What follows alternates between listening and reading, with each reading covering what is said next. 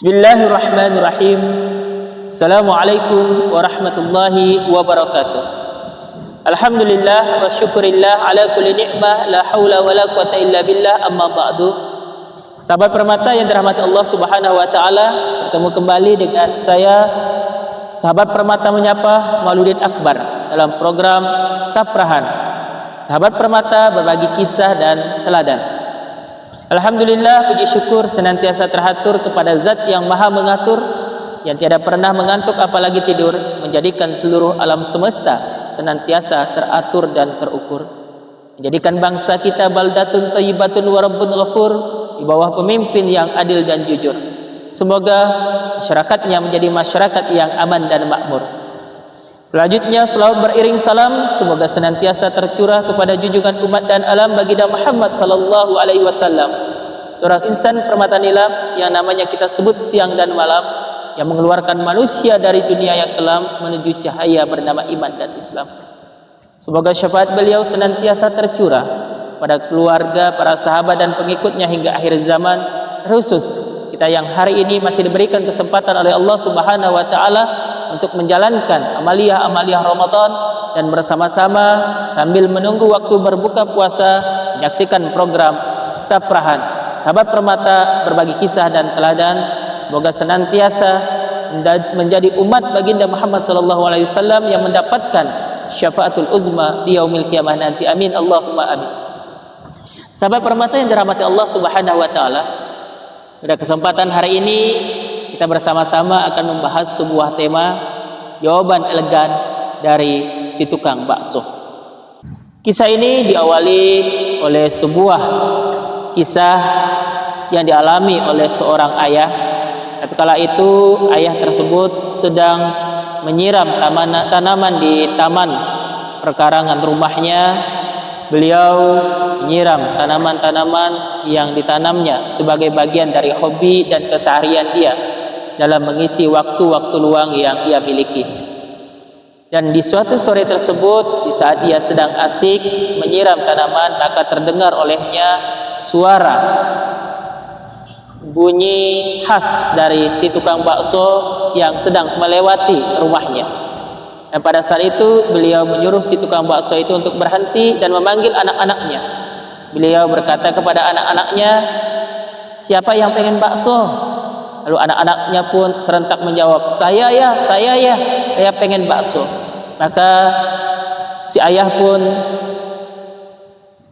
menyuruh si tukang bakso itu untuk berhenti dan singgah di tempatnya, dan si anak pun memesan bakso kesukaannya, ya, dengan berbagai macam pesanan. Ada yang pesan bakso saja, ada yang pesan bakso dengan mie-nya, ada mie campur, ada yang mie kuning saja, dari ketiga anak yang sedang bersama si ayah tersebut.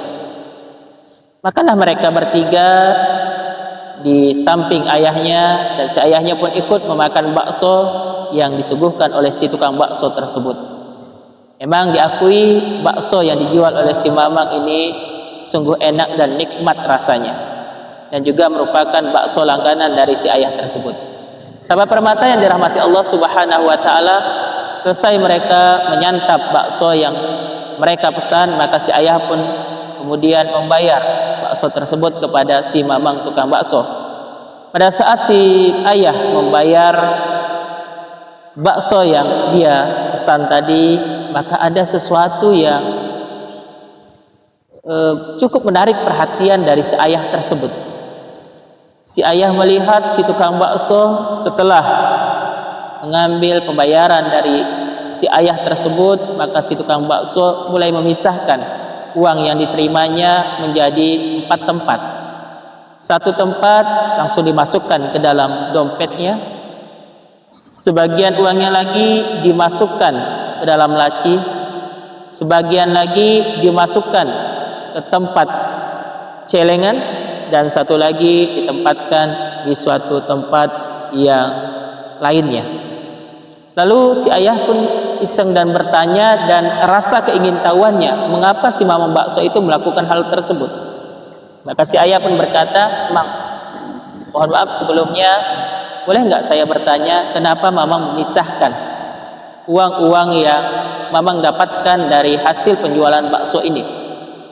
Si Mamang sambil tersenyum lalu menjawab, "Pak, saya sudah 17 tahun menjual bakso dan melakukan hal ini karena saya dan istri saya punya kesepakatan bahwa apapun yang kita terima dari hasil usaha kita itu tidak seutuhnya milik kita. Ada bagian-bagian tertentu yang harus kita pisahkan, bagian-bagian tertentu yang harus kita sisihkan.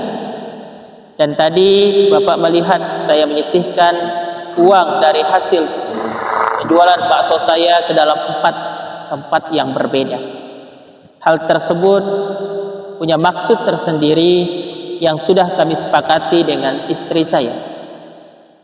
Yang pertama, sebagian penjualan itu saya masukkan ke dalam dompet saya, itu adalah menjadi hak milik saya dan hak milik kami suami istri. Yang kedua, uang itu saya masukkan ke dalam laci. Uang itu adalah sebagai modal yang harus kami gulirkan kembali untuk penjualan bakso ini. Dan satu lagi saya masukkan ke dalam sebentuk celengan, itu adalah sebagai tabungan infak kami yang harus kami serahkan kepada orang yang berhak menerimanya. Dan satu lagi tempat yang berbeda itu adalah untuk menyempurnakan urusan agama saya dan istri saya ke depannya. Sahabat permata yang dirahmati Allah Subhanahu wa taala, sang tukang bakso pun kembali menjelaskan dari setiap bagian yang ia sisihkan, karena ia meyakini bahwa yang pertama, harta yang dia miliki memang ada sebagian yang khusus menjadi miliknya. Yang kedua, harta yang dia dapatkan juga harus dia kembangkan terus agar usaha baksonya terus berjalan. Dan yang ketiga, ia meyakini bahwa di dalam hartanya ada hak orang lain yang harus ia salurkan, karena beliau meyakini bahwa Allah Subhanahu wa taala juga memfirmankan kepada kita semua, walladzina fi amwalihim haqqum ma'lum lis-sa'ilina wal mahrum, bahwa sesungguhnya pada bagian harta-harta kita itu ada hak orang lain, hak orang miskin, baik mereka yang meminta maupun mereka yang tidak meminta. Dan si tukang bakso menyampaikan, alhamdulillah, setiap beberapa waktu kami menyisihkan harta kami untuk berbagi dengan orang lain, dan setiap tahunnya kami juga tidak pernah ketinggalan untuk melakukan ibadah kurban, walaupun dengan kambing yang tidak sebesar orang lain dapatkan, sesuai dengan apa yang dapat kami sisihkan. Dan satu lagi, uang yang kami sisihkan adalah untuk kami menyempurnakan agama kami, karena kami meyakini bahwa rukun Islam yang kelima adalah menunaikan ibadah haji, dan kami bertekad untuk menyempurnakan agama kami dengan melaksanakan ibadah haji ke Baitullah. Dan alhamdulillah, Pak, kata tukang bakso tersebut, setelah 17 tahun kami menyisihkan uang dari hasil penjualan bakso ini, alhamdulillah, insya Allah jika tidak ada halangan, 2 tahun ke depan kami akan berangkat menunaikan ibadah haji bersama dengan istri kami. Sahabat permata yang dirahmati Allah Subhanahu wa taala, mendengar pernyataan dan penjelasan dari Bapak tadi, maka sang ayah merasa sangat terharu atas apa yang dilakukan oleh si tukang bakso tersebut. Sebuah profesi yang sepertinya sangat-sangat sederhana, namun punya visi dan misi yang sangat luar biasa.